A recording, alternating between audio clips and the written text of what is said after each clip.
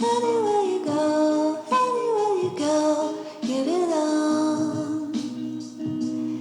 Anywhere you say.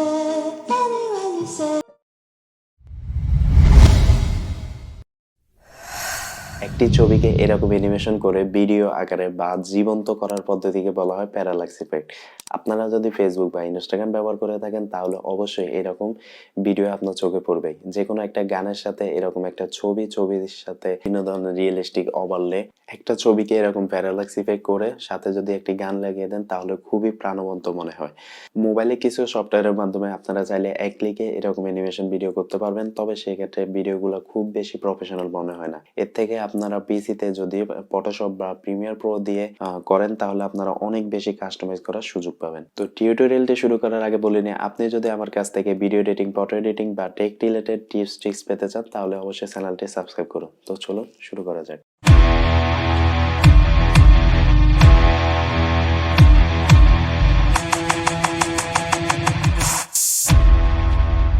প্রথমে আপনারা ফটোশপটা open করবেন। ফটোশপে ওপেন করার পরে ফিল্ম অ্যান্ড ভিডিওতে গিয়ে এইচডিটিভি 1080 নিচ্ছে। আমি ইউটিউবের জন্য বানাবো সেজন্য এইচডিটিভি 1080 নিলাম। আর আপনারা চাইলে যে কোনো সাইজ দিতে পারেন, এখানে যে কোনো সাইজেরই ক্যানভাস নিতে পারেন।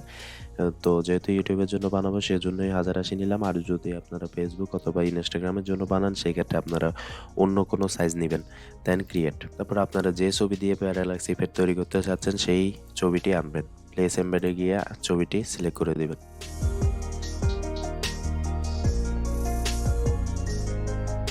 ছবিটি আনার পরে তারপরে ক্যানভাসের সাইজ অনুযায়ী এটি রিসাইজ করে দেবেন। এখন আমাদের কাজ হচ্ছে এই অবজেক্টটাকে ব্যাকগ্রাউন্ড থেকে আলাদা করতে হবে। ব্যাকগ্রাউন্ড থেকে এটা আলাদা করার জন্য আপনারা যে কোনো পদ্ধতিতে করতে পারেন। আমি এটা ডিটেলস দেখাচ্ছি না, কারণ আপনারা সবাই ফটোশপের বেসিক জানলে ব্যাকগ্রাউন্ড রিমুভ করা সবাই জানবেন। আমি এটি ফাস্ট ফরওয়ার্ড করে দেখাচ্ছি।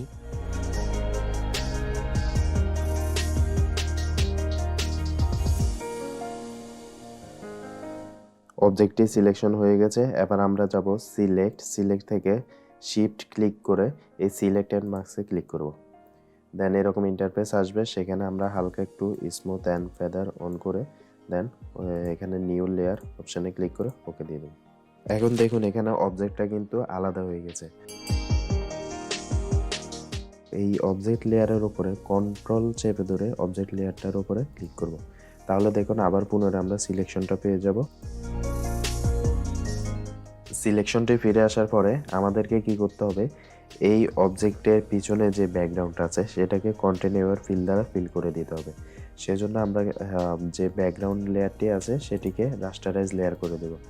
রাস্টারাইজ লেয়ার করার পরে আমরা এই ব্যাকগ্রাউন্ড লেয়ারটিতে সিলেক্ট থাকা অবস্থায় আমরা চলে যাব এডিট থেকে কন্টেন্ট অ্যাওয়ার ফিল। কিছুক্ষণ অপেক্ষা করলেই দেখবেন এরকম হয়ে যাবে। দেন ওকে। এখন আমরা অবজেক্টের যে লেয়ারটি আছে ওইটি যদি অফ করে দিই তাহলে দেখুন এখানে কিন্তু ফিল হয়ে গেছে। তো আমরা কন্ট্রোল দিয়ে সিলেকশন করে দিলাম অ্যান্ড এই লেয়ারটাকে মার্জ করে দিলাম, মার্জ ডাউন করে দিলাম। এখানে কিছু অংশ এখনো থেকে গেছে, এগুলো আমরা রিমুভ করার জন্য ক্লোন স্ট্যাম্প টুল নিব। তারপরে অল্টার চেপে ধরে যে কোনো একটা স্যাম্পল নিয়ে দেন ক্লিক করে এই অংশগুলো মুছে দেব।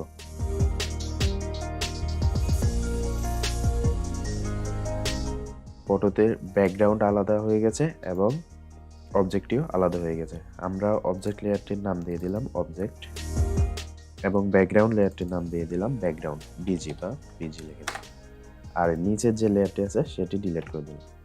এবার আমরা এই ফাইলটিকে পিএইচডি ফরম্যাটে সেভ করে নেব। ফাইল থেকে সেভ অ্যাজে যাওয়ার পরে সেভ অন ইউর কম্পিউটার এখানে ক্লিক করে দেন আমরা যে কোনো নামে এটি সেভ করে দিব।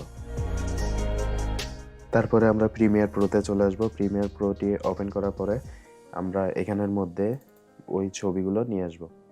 আচ্ছা, ছবিগুলো ইম্পোর্ট করার আগে আমি একটা কথা বলে দিই, এখানে আপনারা চাইলে ফুল পিএইচডি ফরম্যাটে যেটা আমরা সেভ করেছি সেটি একসাথে নিয়ে আসতে পারেন, সেই পিএইচডি ফাইলটাই নিয়ে আসতে পারেন। অথবা আপনারা চাইলে অবজেক্ট এবং ব্যাকগ্রাউন্ডকে আলাদাভাবে যদি এক্সপোর্ট করে থাকেন সেই এক্সপোর্ট ছবি দুইটাকেও ইম্পোর্ট করতে পারেন। তো আমি পিএইচডিটাতেই ইম্পোর্ট করতেছি। পিএইচডি ইম্পোর্ট করলে অবশ্যই আপনার একটা জিনিস মাথায় রাখবেন, এখানে মার্জ অল লেয়ার্স থাকলে এটাকে ইন্ডিভিজুয়াল লেয়ার করে দেবেন, দেন ওকে। দেখুন এখানে একটা ফোল্ডার চলে এসেছে। এই ফোল্ডারের মধ্যে যদি আমরা ডাবল ক্লিক করি তাহলে দেখুন ব্যাকগ্রাউন্ড লেয়ারের যে পিএইচডিতে আছে এবং অবজেক্ট লেয়ারের যে পিএইচডিতে আছে দুইটাই আমাদের এখানে চলে এসেছে প্রজেক্ট প্যানেলে। এখন আমরা একটা সিকোয়েন্স তৈরি করব। আমরা আগে ব্যাকগ্রাউন্ডের যে ছবিটি আছে সেটিকে টাইমলাইন এনে ছেড়ে দিব, তাহলে একটি সিকোয়েন্স তৈরি হয়ে যাবে। দেন অবজেক্টটাকে ওই ব্যাকগ্রাউন্ডের উপরে ছেড়ে দেব। দেখুন ছবিটি যেভাবে আমরা ফটোশপে করে রেখেছি ওইভাবেই এখানে চলে এসেছে। আমরা যদি দেখি অবজেক্টটা আলাদা আছে এবং ব্যাকগ্রাউন্ডটা আলাদা আছে। এখন আমরা এটার মধ্যে একটু অ্যানিমেশন করব। তো অ্যানিমেশন করার জন্য আমরা প্রথমেই অ্যানিমেশন করব ব্যাকগ্রাউন্ডটাকে। ব্যাকগ্রাউন্ড হচ্ছে নিচের লেয়ার, তো নিচের লেয়ারে সিলেক্ট করব।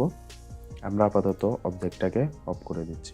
এখানে একটা বোঝার ব্যাপার আছে, প্যারাল্যাক্স এফেক্ট তৈরি করার জন্য ব্যাকগ্রাউন্ডটাকে এমনভাবে অ্যানিমেশন করব এটা বড় সাইজ থেকে আস্তে আস্তে ছোট হতে থাকবে, আর অবজেক্টটাকে এমনভাবে অ্যানিমেশন করব এটা ছোট থেকে আস্তে আস্তে বড় হবে, তাহলে দুইটা রিয়েলিস্টিক মনে হবে, একদম 3D মনে হবে।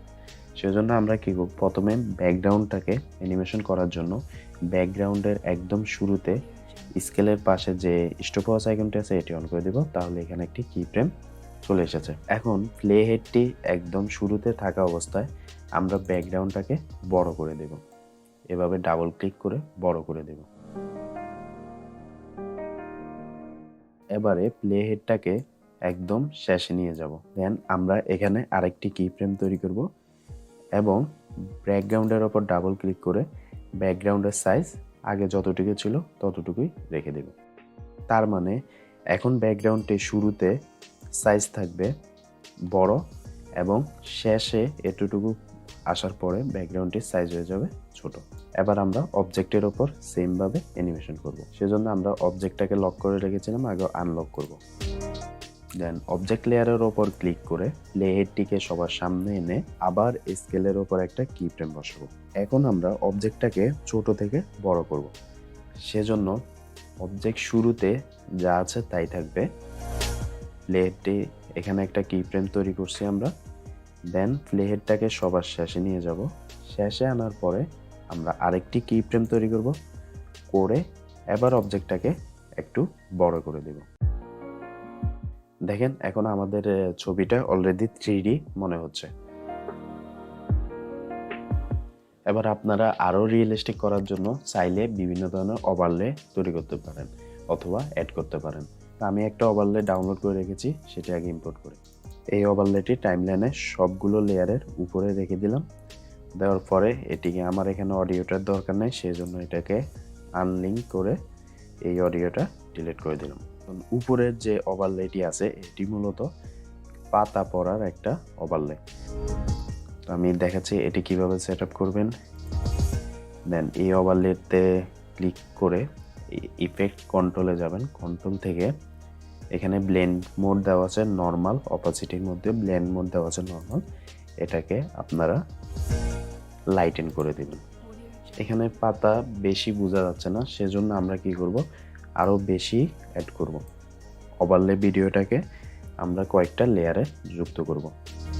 তো এটার জন্য আমি কন্ট্রোল কে দিয়ে এটি কাটলাম, কেটে আবার নিচেরটাকে আবার উপরে উঠিয়ে দিলাম। এভাবে কয়েকটা লেয়ার যোগ করব, তাইলে পাতা অনেক ঘন দেখাবে, খুবই স্পষ্ট বোঝা যাবে।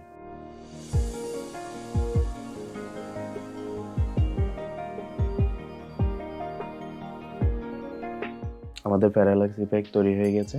আপনারা চাইলে কোনো মিউজিক লাগাতে পারেন, আর তাহলে আরও বেশি সুন্দর লাগবে।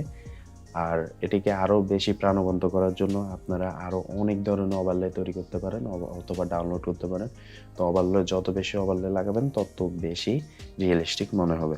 আমি যা সিস্টেমটা দেখিয়ে দিলাম, আপনারা এই সিস্টেমে তৈরি করতে পারেন। তো ইফেক্ট তৈরি হয়ে যাওয়ার পরে আপনারা জাস্ট ফাইল থেকে এক্সপোর্ট থেকে মিডিয়াতে গিয়ে তারপরে প্রিসেট থেকে এখানে ইউটিউব 1080 ফুল এইচডি এটি সিলেক্ট করে দিবেন।